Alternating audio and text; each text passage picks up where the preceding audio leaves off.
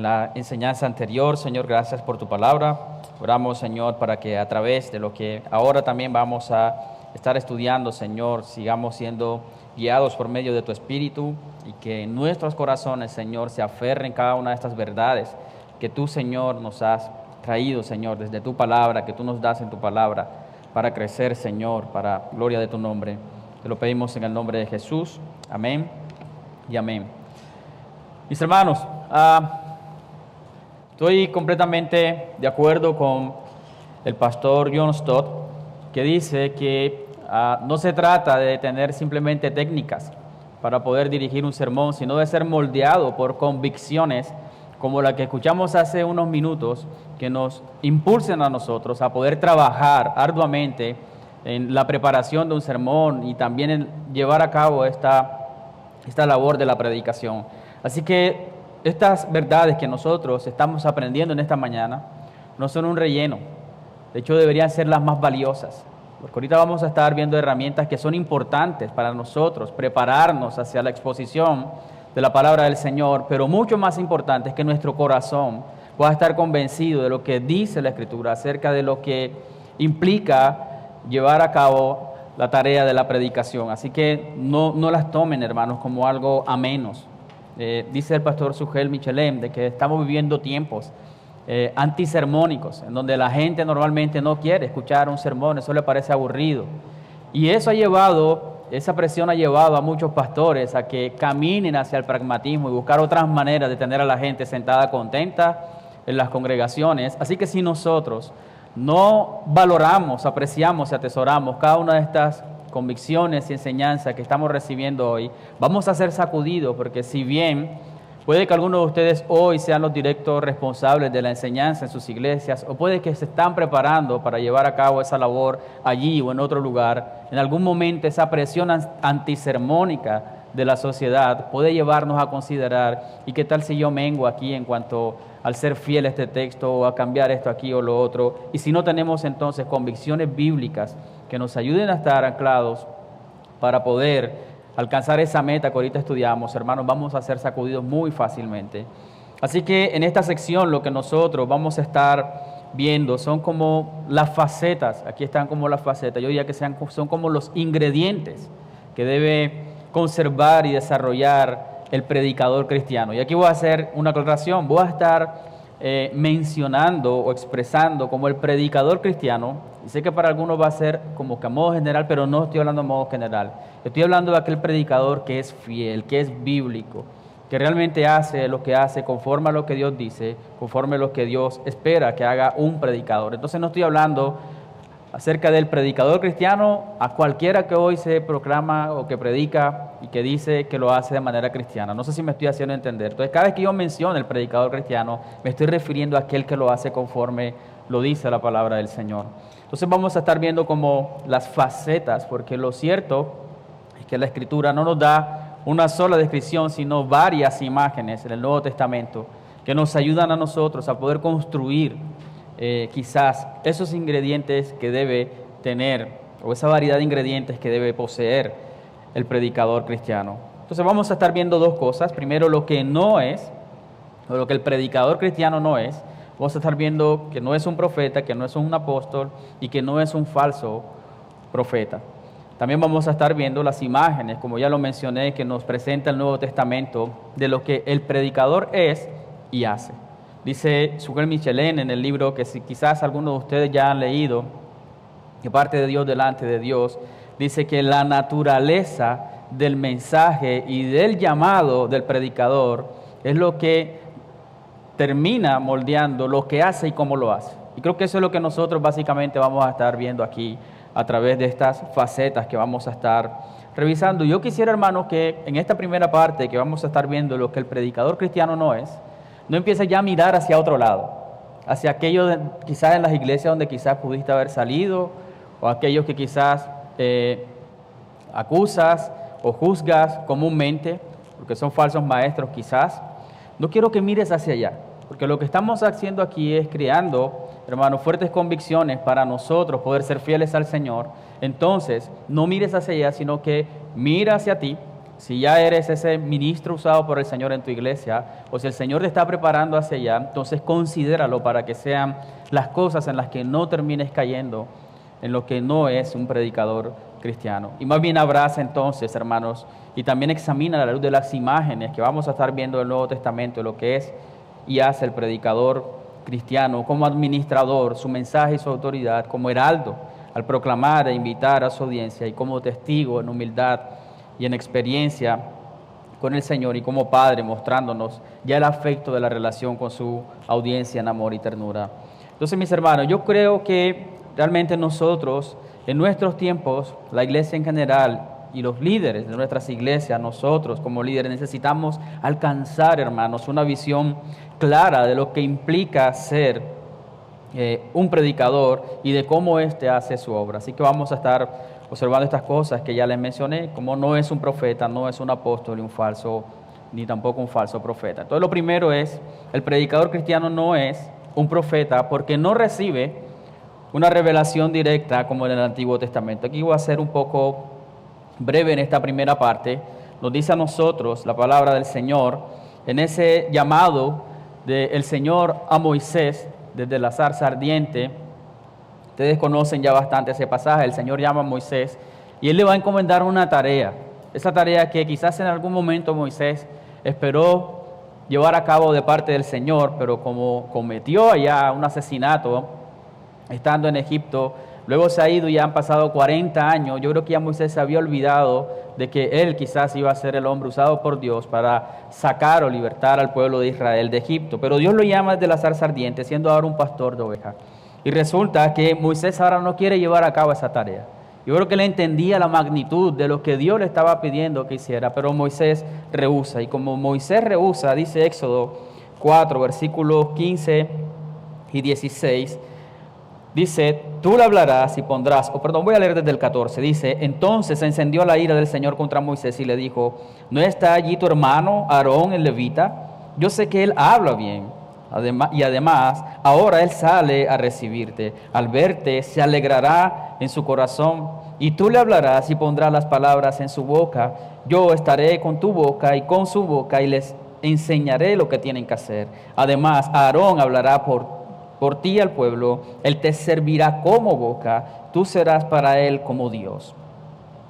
Y luego, si nosotros avanzamos unos capítulos más adelante, en el capítulo 7, que es el texto que nosotros tenemos ahí en la diapositiva, versículos 1 y 2, dice, entonces el Señor dijo a Moisés, mira, yo te hago como Dios para Faraón, y tu hermano Aarón será tu profeta. Tú hablarás todo lo que yo te mande, y Aarón tu hermano hablará a Faraón, para que deje salir de su tierra a los israelitas. Mis hermanos, claramente nosotros observamos aquí que Dios reconocía la elocuencia o no de Aarón. El Señor la reconocía, el Señor mismo le dice a Moisés, mira, está tu hermano Aarón que les habla bien. Es decir, él conocía la elocuencia de Aarón. Sin embargo, yo les hago una pregunta a mis hermanos. Dios llama entonces a Aarón y es Aarón entonces con su elocuencia el que se va a sentar a mediar con Faraón para convencerlo. Es su elocuencia lo que lo va a convencer para que deje salir a su pueblo y le adore en el desierto. Es la elocuencia lo que va a traer convicción al corazón de Faraón para traer, como quien dice, vamos a ponernos de acuerdo y vamos a hacer aquí un tratado. No, de ninguna manera. A pesar de la elocuencia de Aarón, ¿cuál era la tarea de Aarón? Dar un mensaje que Dios mismo le daría directamente a Moisés. Es decir, él no iba a hablar sus propias palabras a pesar de ser elocuente. Y esto es bastante interesante, mis hermanos, que es en este pasaje en donde nosotros vemos por primera vez, y yo creo que mucho más claramente que en otros pasajes, cuál es la tarea del profeta. En el Antiguo Testamento, entonces, el profeta era el portavoz de Dios. Dios mismo le daba su palabra o su mensaje para el pueblo al profeta. Así que nosotros, por eso no podemos hoy en día decir que el predicador, y si bien nosotros vemos que hoy en día cualquiera que habla bien en la iglesia, que habló y la gente se puso contenta, gozosa, enseguida lo llamamos profeta, nosotros tenemos que considerar esta realidad, porque en ese sentido, hoy en día nosotros no podemos llamarle a un predicador que es profeta. No podemos decir que porque Luis predica, entonces el profeta Luis. Sería un error, nosotros estaríamos incurriendo en eso. ¿Por qué? porque hoy en día ninguno de nosotros está recibiendo esa revelación directa de Dios hacia nosotros. ¿Por qué? Porque ya Dios hoy ha dado todo el contenido de su revelación y como bien dice John Stott, ya la palabra de Dios no viene como en el pasado, ha venido una vez por todas y ahora nosotros somos los que debemos ir a ella. Entonces hoy en día el predicador no viene la palabra del Señor hacia nosotros, sino que nosotros vamos a la palabra del Señor para poder luego llevarla al pueblo. Así que vemos cómo aquí el profeta tenía una revelación directa que hoy en día no tiene el predicador. Yo les estoy hablando de estas cosas para que podamos ir construyendo lo que el predicador es y hace. Así que por eso estamos hablando de que él no es un profeta. Tampoco, mis hermanos, el predicador cristiano es un apóstol, porque no ha sido escogido e instruido directamente por el Cristo resurrecto. Así que ninguno de nosotros ha vivido esa experiencia como la vivieron los propios apóstoles. Entonces, mis hermanos, la palabra apóstol en el Nuevo Testamento hace referencia a alguien que ha sido enviado con una comisión especial, es decir, él es representante, tomando en cuenta la palabra en el original que nos presenta la Escritura, él es representante de quien lo envía y va con la autoridad de hablar en el nombre de quien lo envía. De hecho, cuando nosotros miramos para muy rápidamente poder llegar aquí a las conclusiones que necesitamos, cuando nosotros miramos la Escritura misma nos dice de que para ser reconocido como apóstol debía tener esta característica, y es que la persona debe haber sido elegida e instruida directamente por el Cristo resurrecto. Y la más clara conclusión que nos da esta verdad está en 1 Corintios, el pasaje que tenemos también allí en la diapositiva, capítulo 15, versículos 8 al 9. El mismo apóstol Pablo allí diciendo que, hermanos, he sido el último apóstol. Y tenemos en el libro de Hechos claramente de que eso fue lo que sucedió con este hombre. A pesar que no fue parte de los 12, que pasó los 13 años en el ministerio de Jesús antes de su muerte, sí tuvo el encuentro con el Señor Jesucristo, y además también se nos habla, aunque no a detalle, de que él fue instruido directamente por ese Cristo resurrecto. Y él dice aquí, y al último de todos, como a uno nacido fuera de tiempo, se me apareció a mí también, porque yo soy el más significante de quienes, de los apóstoles. Así que nosotros, hermanos, podemos ver también aquí cómo hay una característica especial en estos hombres. Nosotros podríamos en ese sentido hoy decir de que esta característica, este llamado, este rol como apóstol, en ese sentido prácticamente fue vivida solo en la primera generación de la iglesia. Ya no podemos decir que es algo que podemos nosotros vivir en este tiempo. Entonces, cuando nosotros tenemos misionero, no podemos llamarlo el apóstol Leonardo. De cierta manera va a ser una labor o parte de la labor que hacía un apóstol, como lo vemos en el Nuevo Testamento, pero no podemos decir que era el apóstol, que es el apóstol hoy en día, porque ya eso, hermanos, no lo estamos viendo de esa manera. Entonces, nosotros también podríamos considerar, de hecho, dos cosas, o otra cosa en particular, y es que hay un paralelo entre el profeta del Antiguo Testamento y el apóstol del Nuevo Testamento. ¿Y cuál es? De que ambos tenían el privilegio de llevar a cabo la revelación dada directamente por Dios.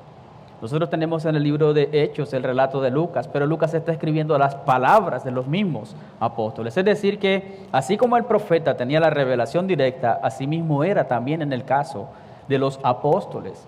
Pero nosotros nuevamente no tenemos hoy esa misma situación. Tenemos ya la revelación, y vuelvo a citar lo que dice John Stott, ya la palabra ha venido una vez por todas, tenemos la revelación completa, ahora nosotros debemos ir a ella. Así que en ese sentido, ni apóstol ni profeta es lo que es un predicador cristiano. Y creo que vale la pena también considerar de que en el Antiguo Testamento se nos habla de los falsos profetas. Entonces, el predicador cristiano tampoco es un falso profeta, y para nosotros es importante considerarlo. Jeremías 23, entre tantos pasajes del Antiguo Testamento, nos presenta una serie de características de los falsos profetas que, si bien vamos a considerarlo como lo que no es un predicador, hermanos, no podemos negar de que hoy en día muchos predicadores se encajan más en las características de estos falsos profetas que en lo que es ser un predicador cristiano. Y por eso nosotros necesitamos examinarlas, como les dije ahorita, no para señalar a otros, sino para examinar nosotros lo que hacemos, cómo lo hacemos, porque podríamos quizás estar incurriendo en estar más bien siendo un falso profeta antes que un predicador cristiano. Jeremías 23, versículos 16 y 17 dice: así dice el Señor de los ejércitos, no escuchen las palabras de los profetas que les profetizan, ellos conducen hacia lo vano. Aquí está hablando de los falsos profetas, les cuentan visiones de su propia fantasía, es decir, que no hablan, como dice aquí, de la boca del Señor, no hablan la palabra del Señor, sino que hablan de ¿qué? De su propio corazón, su propia fantasía. Dicen continuo: a los que me desprecian, el Señor ha dicho tendrás paz. Es decir, que le dicen a la gente cosas que realmente Dios no ha dicho, pero que buscan hacer sentir bien a aquellos a quienes le están escuchando. Y también dice: a todo el que anda en la terquedad de su corazón, dice, no vendrá calamidad de ustedes. Es decir, están diciendo verdad o mentira. Están diciendo mentiras de parte del Señor. De hecho, dice también en el versículo 25 al 28, dice: he oído lo que dicen los profetas que profetizan mentira, ¿en qué? En mi nombre. Diciendo: he tenido un sueño.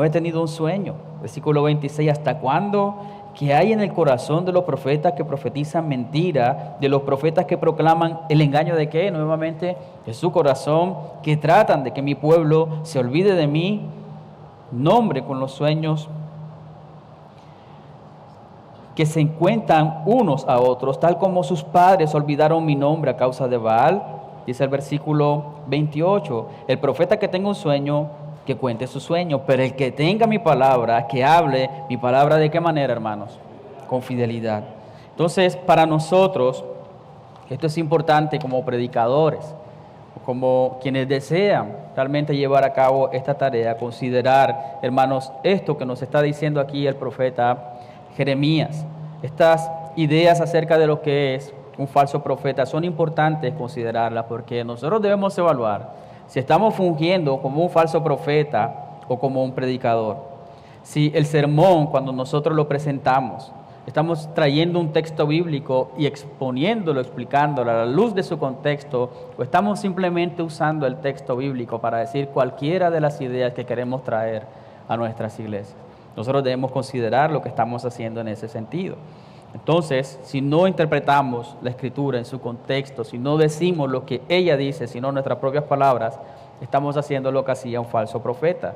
También cuando nosotros estamos dando falsas expectativas acerca de Dios a la gente, supuestamente de parte de Dios, diciendo lo que decimos, hermanos, estamos siendo, más que un predicador cristiano, estamos siendo falsos profetas. Así que por eso nosotros, antes que mirar a otros, debemos considerar realmente nuestro corazón. Y vuelvo a decirles, hermanos, nosotros vivimos tiempos en donde la gente se va a oponer a que le digamos lo que Dios dice, y vamos a nosotros ser seducidos a decirle a nuestra gente lo que ellos quieren escuchar. Eso es una advertencia que le dijo el apóstol Pablo a Timoteo. Él fue claro en cuál iba a ser la disposición de muchas personas que iban a querer no escuchar lo que Dios dice, sino que le dijeran lo que ellos se mueren por oír. Y nosotros vamos a ser seducidos a incurrir en eso, quizás ser un falso profeta. Y por eso hoy estamos examinando este rol de lo que no es un predicador cristiano.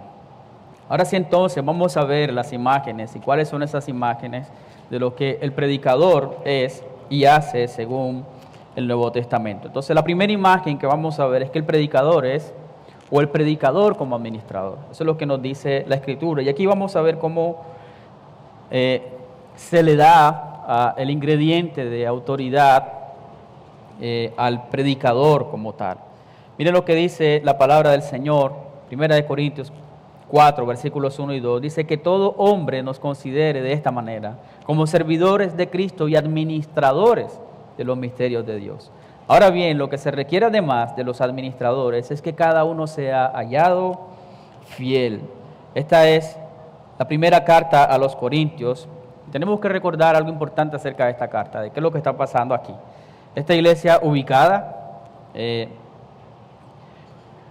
un lugar que de alguna manera impulsó la inmoralidad en gran escala en esta región, al punto que seguramente ya ustedes conocen cómo de allí surgió de hecho un verbo para referirse a alguna persona inmoral, se le hablaba como está corintizando o va a corintizar, cosas así, hablando acerca de la inmoralidad, una ciudad griega. Recuerden que en la Escritura vemos cómo normalmente también estaba esa cultura enfrascada en varias regiones, cuando vemos las características de las personas que les gustaba la elocuencia, la filosofía, y la Escritura habla, de hecho en esta carta, acerca de cómo ellos, esa cultura que ellos traían, se había infiltrado en la iglesia. Y esto lo llevó, el hecho de gustarles la retórica, de gustarles la elocuencia, la filosofía, a crear facciones, a crear divisiones, porque algunos se inclinaban hacia cierto predicador o hacia el otro, algunos incluso decían ninguno de ellos, solo Cristo. Entonces en el capítulo 1 vemos esa descripción de esta problemática y Pablo empieza entonces a escribirles para corregir esta situación que no estaba bien en esta iglesia y finaliza en estos dos versículos esa confrontación, esa aclaración de cómo ellos estaban mal enfocados, estaban entendiendo mal los dones que Dios les había dado con los maestros y pastores que tenían allí en esta iglesia. Y él lo hace de una manera sencilla pero profunda. Él les dice: ¿cómo es posible que ustedes nos estén dando a nosotros lo que no nos pertenece? Nosotros no somos realmente quienes merecemos gloria. Nosotros solo somos ¿qué? Servidores, somos los administradores. Y aquí es donde nosotros necesitamos considerar de que nosotros como predicadores, hermanos, somos solo administradores. Y como bien lo dice aquí, administradores de los misterios de Dios. Que esa palabra misterio no hace referencia aquí a algunas cosas que solamente pueden saber algunos, de ninguna manera, sino hace referencia a toda la verdad de Dios que solamente puede ser revelada si Él toma la iniciativa de revelárselas a alguien, pero que nosotros somos los instrumentos como predicadores de traer esa revelación para que Dios abra los ojos de aquel que Él desea ser revelado. Así que nosotros, en cuanto a estos misterios, tenemos que entender que es toda la palabra de Dios. Y eso, hermanos, nos ayuda a entendernos a nosotros nuestra tarea. Somos administradores. Aquí esa palabra administrador hace referencia al mayordomo de la familia, aquel que el padre o la cabeza del hogar había delegado, era el de confianza y le daba a administrar los bienes de la casa para el bien de su familia. Tenía la confianza y al mismo tiempo, de hecho, tenía cierta autoridad. Así que nosotros podemos ver aquí también cómo nosotros tenemos una autoridad, no directa como el profeta que podía decir, así dice Dios, esto dice el Señor. No, de una manera indirecta, porque hoy tenemos la palabra y que de hecho es indirecta porque nosotros, como traemos la palabra de Dios, la traemos con autoridad, porque la administramos, la traemos con autoridad, pero es una autoridad a la cual también nosotros nos sometemos, porque es la autoridad de la misma palabra del Señor. Y creo que esto es algo para examinar nosotros en cuanto a este ingrediente, porque nosotros, al proclamar la verdad, administrarla, tenemos la autoridad, pero al mismo tiempo nos sometemos a esa autoridad de la Escritura. Entonces somos administradores, hermanos, y nosotros somos privilegiados. ¿Quiénes somos nosotros para que nos den esa labor de administrar, de ser esos mayordomos? Y piensen en una familia. Si el mayordomo en una familia buscaba el bien de la familia, de hecho nosotros estamos dentro de la familia del Señor. Dios nos va a pedir cuentas, entonces también como mayordomos. Somos privilegiados, pero tenemos qué gran responsabilidad.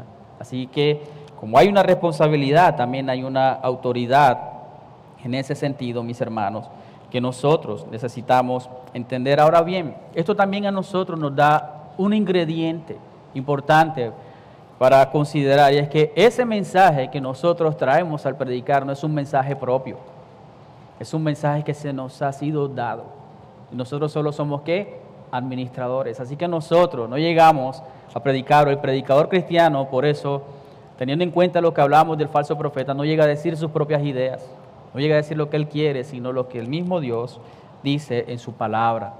El administrador, hermanos, entonces se convierte en alguien que tiene la autoridad, pero que se somete a esa autoridad y que además tiene el privilegio y la responsabilidad. De hecho, creo que esto nos ayuda a entender como Pablo le habla a Timoteo diciendo que algún día se va a tener que presentar delante de Dios, el que juzgará a los vivos y a los muertos, porque al final le está diciendo tú eres un administrador, Timoteo, de los misterios de Dios para con la iglesia. Así que creo que esto nos ayuda. Y el punto final de este versículo 2, creo que también debe confrontar nuestros corazones e impulsarnos a trabajar firmemente, pero con la confianza en quien nos está enviando y en quien nos comisiona al final también, que es el Espíritu Santo, para poder ser hallado fiel como administrador. Entonces nosotros no vamos a esperar como el administrador fue original, fue único, ay, no me parezco a nadie, no, sino que sea fiel. Así que como administradores nosotros necesitamos ser fieles. Al mismo tiempo, para poder ser fieles necesitamos ser disciplinados como administradores. No podemos ser desordenados. Así que si nosotros administramos los bienes del Señor, que es la palabra del Señor, se espera de nosotros que seamos personas, hermanos, que tengamos disciplina y compromiso con un estudio arduo y esforzado, exigente de la palabra de Dios. No podemos administrar algo que ni siquiera sabemos qué es lo que tenemos. Así que se espera del administrador, del predicador, que sea alguien que sea disciplinado en el estudio de la palabra del Señor. La siguiente imagen es el predicador como heraldo. De hecho, es de las imágenes más frecuentes que tenemos en el Nuevo Testamento. Pero antes de poder entrar al Nuevo Testamento, quisiera considerar esto que nos presenta Daniel, porque nos ayuda a entender un poco esta imagen. Yo recuerdo cuando nosotros estuvimos confinados por el tema de la pandemia, cada día a las 6 de la tarde nosotros estábamos escuchando una noticia de parte del presidente, o una nueva instrucción, o una nueva restricción, todos los días. Aquí sufríamos los pastores, hacíamos un plan y al día siguiente se nos caía. Pero ¿cómo transmitía aquí el presidente esas decisiones que tomaba él como dirigente máximo de nuestro país? Hacía una rueda de prensa, comunicaba ahí a través de la televisión, los medios de comunicación, sus instrucciones, pero ese no era el caso en el Antiguo Testamento o en los tiempos del Señor. Mira lo que nos dice aquí Daniel 3, 4 y 6. Dice, entonces el heraldo proclamó con fuerza, se les ordena a ustedes, pueblos, naciones y lenguas, que en el momento en que oigan el sonido del cuerno, la flauta, la lira, el arpa, el salterio, la gaita y toda clase de música, se postren y adoren la estatua de oro que el rey Nabucodonosor ha levantado. Pero el que no se postre y adore será echado inmediatamente a un horno de fuego ardiente. Yo creo que es un pasaje bastante conocido para nosotros, en Daniel. Pero quiero que nos fijemos rápidamente aquí en varias cositas, hermanos. Y es como el heraldo era responsable de transmitir el mensaje o las noticias, tanto buenas como malas, de parte del rey para el pueblo, a viva voz, con toda claridad, sin añadirle ni quitarle a lo que el rey había dicho, y llamando a su audiencia o al pueblo a responder ante los mandatos o instrucciones que está dando el rey. Tengamos eso ahí presente, hermanos. Entonces, la figura del heraldo, como ya les dije, es de las más presentadas en el Nuevo Testamento, ya sea para referirse al acto de la predicación o a predicador como tal. De hecho, eso justamente lo tenemos aquí en 1 Corintios 1, usado de las dos maneras. Dice, pues ya que en la sabiduría de Dios el mundo no conoció a Dios por medio de su propia sabiduría, agradó a Dios mediante la necedad de la predicación. Y quiero que sepas que aquí esta palabra en el original hace referencia a la proclamación como heraldo, específicamente. Luego dice el versículo 22, porque en verdad los judíos piden señales y los griegos buscan sabiduría. Y dice el 23, pero nosotros predicamos, nuevamente aquí la palabra es proclamación como heraldo, a Cristo crucificado, piedra de tropiezo para los judíos y necedad para los gentiles. Entonces, hermanos, creo que esto nos ayuda a nosotros a tener como una imagen más, que nos da otro ingrediente de lo que es ser un predicador. De hecho, estos no son solo los únicos textos que vemos en el Nuevo Testamento. De hecho, Pablo, por ejemplo, cuando escribe a Timoteo para hablar de su propio ministerio, usa esta misma palabra, el pasaje que ya ustedes conocen, que los voy a citar rápidamente para ustedes. Dice 1 Timoteo 2:7, para esto yo fui constituido predicador. Ahí esa palabra es el que proclama como heraldo. Predicador y apóstol, digo la verdad en Cristo, no miento, como maestro de los gentiles en fe y en verdad. También dice en 2 Timoteo 1:11, para este evangelio yo fui constituido predicador. Nuevamente la misma palabra. Y más adelante, 2 Timoteo 4, del 1 al 2, él le dice, en la presencia de Dios y de Cristo Jesús, que ha de juzgar a los vivos y a los muertos, por su manifestación y por su reino, te encargo solemnemente. ¿Qué cosa? Predica. ¿Qué palabra es? Proclama como heraldo. La palabra del Señor. Usted conoce bastante ya el pasaje, hermanos. Ahora bien, ciertamente en su función como administrador y como heraldo tenemos cosas en común. Ambos, ¿qué tienen en común? Uno que administra la palabra y este que proclama la palabra.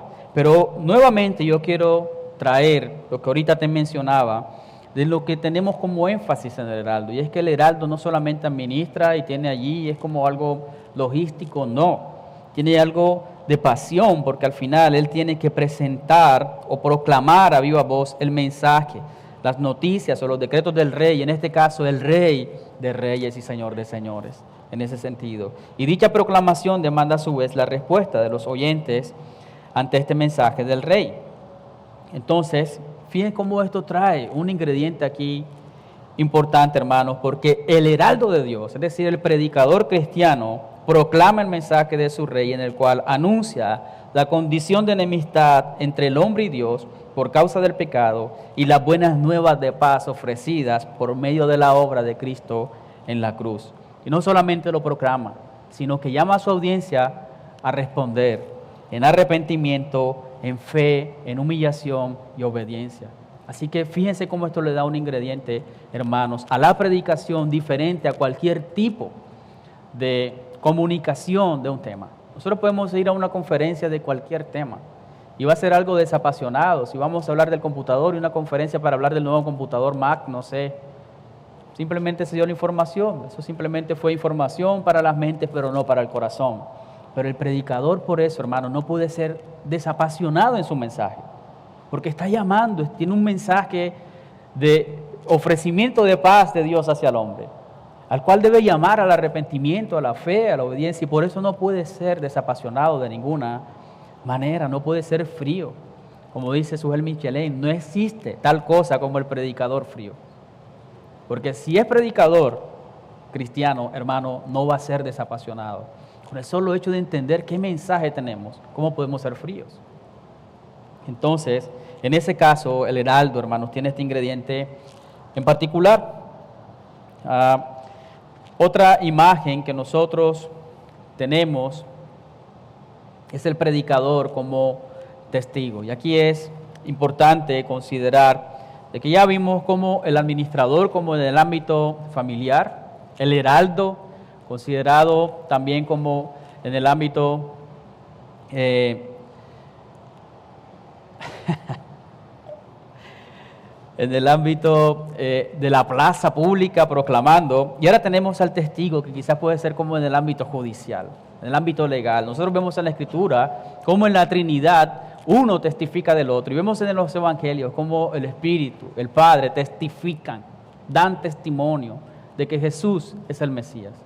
Y nosotros estamos llamados de cierta manera a ser testigos de ese Cristo, no en la medida en que lo hace la Trinidad, pero sí al proclamar, testificamos de aquel que nos ha redimido. Nosotros vemos esto en el libro de Hechos muy seguidamente. Voy a citar solamente este pasaje, dice, bien saben cómo no rehuí a declararles a ustedes, palabras de Pablo, nada que fuera útil y de enseñarles públicamente y de casa en casa, haciendo ¿qué cosa?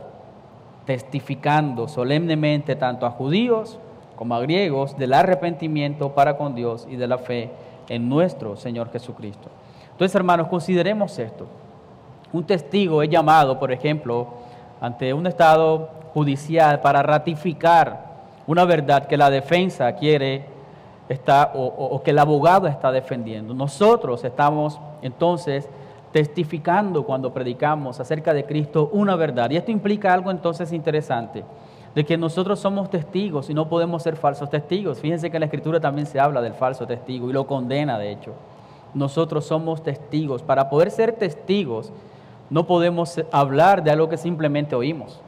No, entonces el ser testigo nos lleva a un punto importante, y es a que nosotros tenemos una experiencia.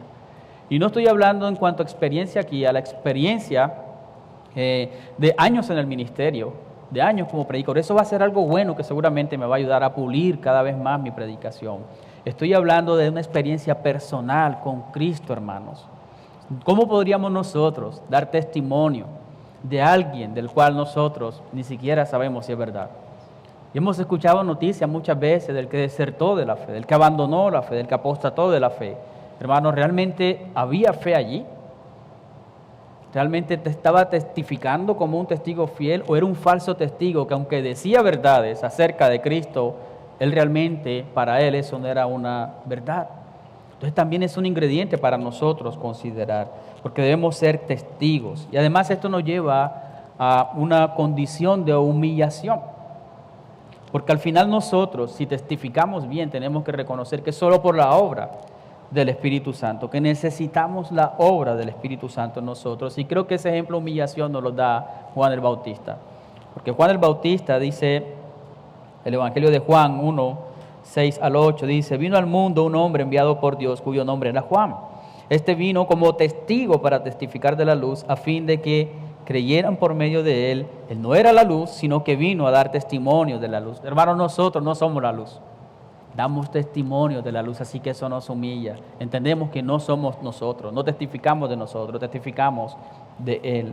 Y eso es un aspecto importante en nuestra predicación. ¿A quién estamos mostrando nosotros? ¿Nos estamos mostrando a nosotros mismos, o estamos llamando o mostrando a nuestra gente, dándole testimonio de quién es el Cristo en el cual hemos creído? Y finalmente, el predicador como padre que nos va a hablar nuevamente, ahora considerando el ámbito familiar, pero ya no como el que está organizando las cosas, sino en las relaciones.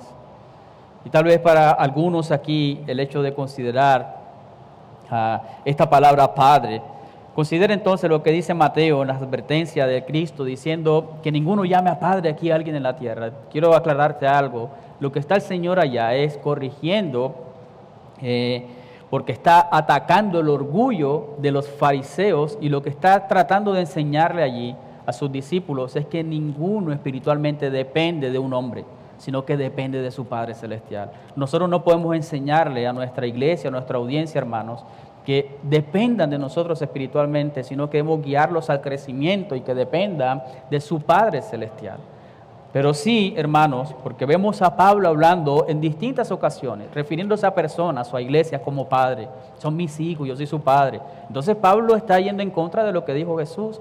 No, Pablo está hablando en términos de su relación con ellos. Hermanos, nosotros no podemos ser predicadores en que hablamos a la gente y ya no tenemos más nada que ver con la gente. No podemos ser así, porque nosotros debemos tener una relación con ellos. Es lo que hace referencia a Pablo en cómo era él con aquellos que les había predicado, que los amaba tiernamente, aun cuando exhorta fuertemente a los Gálatas, a los que la han leído, les dice: yo quisiera hablarle tiernamente. Es decir, que el padre amonesta o no amonesta. Todo lo que estamos viendo aquí en cuanto a padre es que el predicador, hermanos, tiene una relación amorosa como la de un padre con sus hijos, a los cuales ministra el Evangelio. No podemos nosotros proclamar el Evangelio y desconectarnos de nuestra audiencia de ninguna manera. Lo que vemos aquí por el ejemplo de 1 Corintios 4, 14 al 17. Yo quisiera mostrarles algunos aspectos de lo que es el predicador como padre que nosotros deberíamos considerar. Y considerar honestamente, hermanos, conscientemente, cada día. Consideremos el amor de un padre. Un padre es amoroso con sus hijos. Nosotros tenemos que ser amorosos con la iglesia. Frecuentemente queremos solamente exhortar y quejarnos del hermano que no crece, que no obedece, que tomó una mala decisión, que aunque le aconsejamos o escuchó la prédica, hizo la que hizo. No, debemos ser amorosos. No solamente dejando pasar el pecado, no, porque el padre también amonesta, lo vamos a ver ahora. Un padre se relaciona con sus hijos. Es decir, el predicador tiene que crear relaciones con su gente, con su congregación. No podemos ser predicadores en los que terminó la enseñanza y ya me voy para mi oficina o ya me voy para mi casa. No, es imposible, hermanos, que realmente un predicador cristiano predique y haga eso. Hemos escuchado testimonio de pastores famosos, teólogos famosos. Al final de la conferencia, la gente quiere saludarlo, sí, sácame de aquí. Quiero nada con la gente. No, el predicador necesita entender esto. El predicador o el padre es tierno con sus hijos. No es tosco con sus hijos. Nosotros amamos a nuestros hijos, los que son padres aquí entenderán esto y vamos a ser tiernos con ellos. Un padre es comprensivo, es decir, que trata de tener empatía con su gente y por eso busca estar cerca de ellos. Pero esa comprensión, ese amor, todo esto, hermanos, si no hay una relación con la gente no lo vamos a poder desarrollar. Un padre es diligente en la amonestación, es decir, que nosotros no simplemente están pecando y ya cuando haya que amonestar lo vamos a hacer. Un padre es un ejemplo para sus hijos. Y aquí entonces habla también de lo que nosotros hacemos con nuestra vida. Si lo que enseñamos está siendo un reflejo en la manera en que nosotros vivimos. Y para mí uno de los aspectos más importantes, un padre ora por sus hijos. Y esto va a fomentar el amor, hermanos, y relaciones que nos ayuden a vivir este aspecto del predicador como padre. ¿Oramos por nuestra gente? ¿Cuánto tiempo estamos invirtiendo en orar por los hermanos de nuestra iglesia? Queremos predicar, queremos estar todos los domingos ahí, pero ¿cuánto estamos orando por esos hermanos? Por sus dificultades, por las cosas que están viviendo, por las necesidades que tienen. Hermanos, no solamente podemos ser alguien que trae aquí una enseñanza, debemos orar. Así que quiero que examinemos cada uno de nuestros corazones y vamos a orar para pasar ya al break, hermanos. Amado Dios que estás en los cielos, Padre, te doy gracias a ti en el nombre de Jesús. Gracias, Señor, por tu palabra, porque nos ilumina, porque nos alienta, pero también nos confronta, Señor, pero oramos porque obres por medio de tu Espíritu en nosotros y nos ayudes a crecer, no solamente en el entendimiento, sino en poner por obra lo que tu palabra, Señor, nos enseña. En el nombre de Jesús, amén y amén. Hermanos, vamos a...